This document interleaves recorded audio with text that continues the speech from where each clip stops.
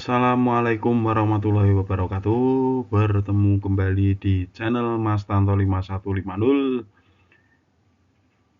di mana channel ini membahas mengenai soal pretest dan UP-PPG guru kelas SD. Pada kesempatan kali ini kita akan membahas 10 soal yang baru saja keluar di UP kemarin di hari Sabtu tanggal 24 Juni 2023.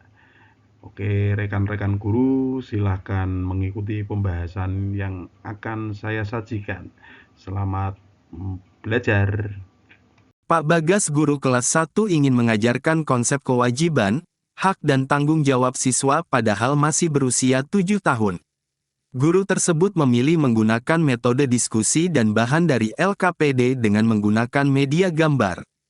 Data yang dikumpulkan menunjukkan siswa di kelas tersebut 61% menunjukkan hasil belajar di bawah KKM. Terlihat siswa tidak aktif dan kurang fokus saat pembelajaran. Permasalahan pembelajaran di kelas yang dihadapi Pak Bagas adalah A. Bahan ajar yang sulit, B. Evaluasi yang kurang tepat, C. Media pembelajaran yang mendukung, D. Strategi pembelajaran yang kurang sesuai, E. Tujuan pembelajaran yang terlalu tinggi. Jawabannya adalah D. Strategi pembelajaran yang kurang tepat. Hasil belajar siswa di bawah KKM, artinya siswa tidak mempelajari konsep sebagaimana mestinya. Hal ini menunjukkan bahwa strategi pembelajaran yang digunakan Pak Bagas tidak efektif. Pilihan lain tidak mungkin menjadi penyebab masalah. Bahan ajarnya tidak sulit, karena siswa sudah bisa memahami gambar-gambar yang ada di LKPD. Evaluasi cenderung akurat, karena didasarkan pada kinerja siswa pada tes. Media pembelajaran pendukung juga sudah sesuai, karena dirancang untuk anak usia dini. Tujuan pembelajaran tidak terlalu tinggi, karena diselaraskan dengan KKM. Moko berlari 4 kali lebih cepat dari Aulia berjalan kaki. Pada suatu hari, Aulia berjalan pulang dari sekolah pada pukul 13.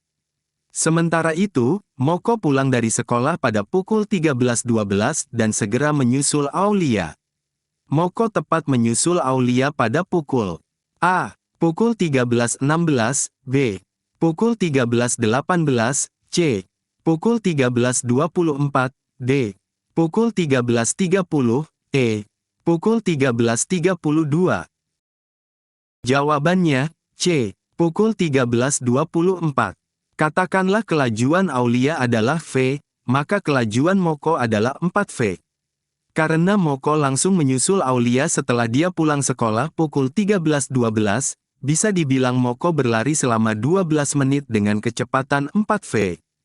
Oleh karena itu, Moko menempuh jarak 4V kali 12 sama dengan 48V dalam 12 menit. Karena Aulia berjalan selama 12 menit dengan kecepatan V, ia menempuh jarak V kali 12 sama dengan 12V dalam waktu 12 menit. Artinya Aulia tertinggal 48V dikurangi 12V sama dengan 36V Moko saat Moko pulang sekolah pukul 13.12. Karena Moko berjalan 4 kali lebih cepat dari Aulia, Aulia membutuhkan 36V dibagi 4V sama dengan 9 menit untuk menempuh jarak 36V. Oleh karena itu, Moko menyusul Aulia pada pukul 13.12 ditambah 9 menit sama dengan pukul 13.24. Berikut ini adalah dampak positif dan negatif yang ditimbulkan globalisasi. A. Perilaku menyimpang yang melanggar moralitas dan kepatuhan. B. Pemakaian obat terlarang. C.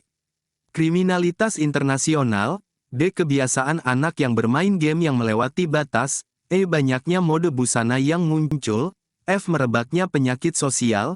G. Barang-barang luar negeri mudah dan bebas masuk ke dalam negeri. H. Perilaku manusia cenderung individualis. I. Perilaku yang cenderung liberal. Dari pernyataan di atas yang merupakan dampak negatif di bidang ideologi adalah A, B, C, B, A, H, I, C, D, E, F, D, F, G, H, E, G, H, I. Jawaban yang benar adalah B, A, H, I. Dampak negatif globalisasi dalam bidang ideologi adalah A. Perilaku menyimpang yang melanggar moralitas dan kepatuhan.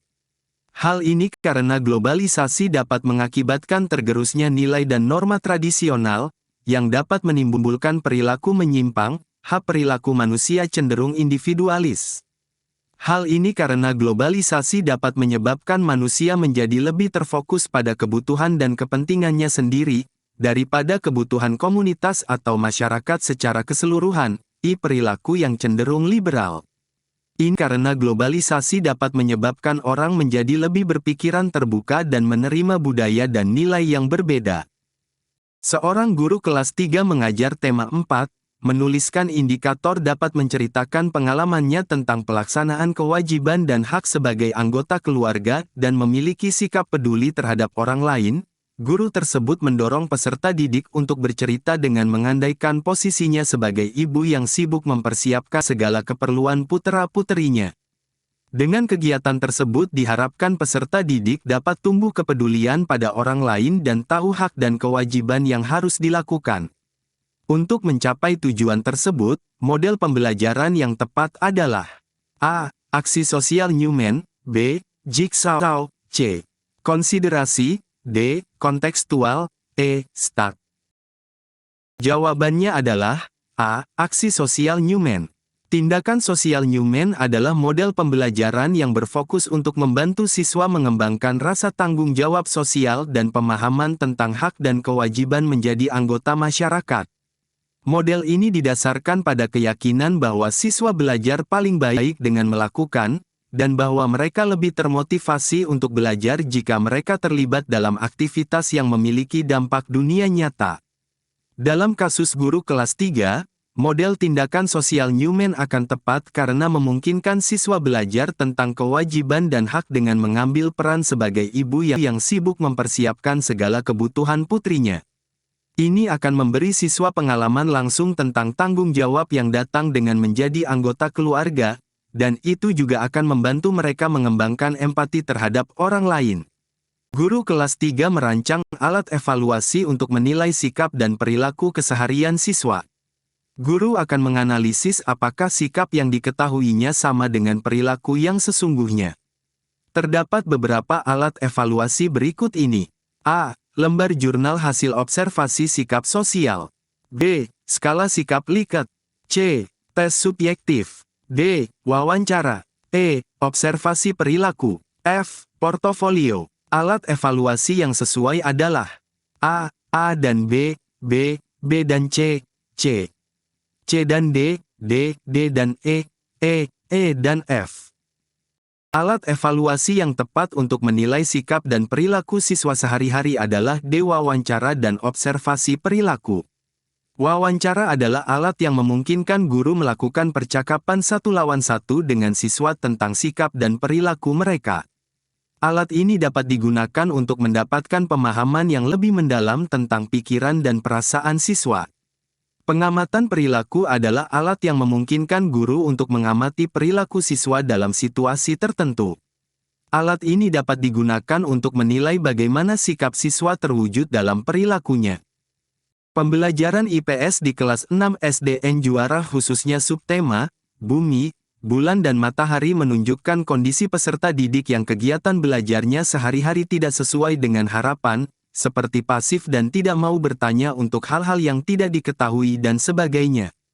Kondisi tersebut menyebabkan nilai penilaian harian rata-rata rendah. Upaya yang harus dilaksanakan untuk memperbaiki minat peserta didik adalah A. Menata kembali jam pelajaran di satuan pendidikan. B. Menggunakan berbagai macam LKPD dan bahan ajar.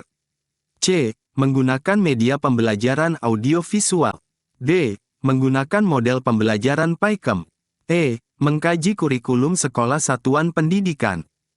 Jawabannya adalah D. Menggunakan model pembelajaran PAIKEM.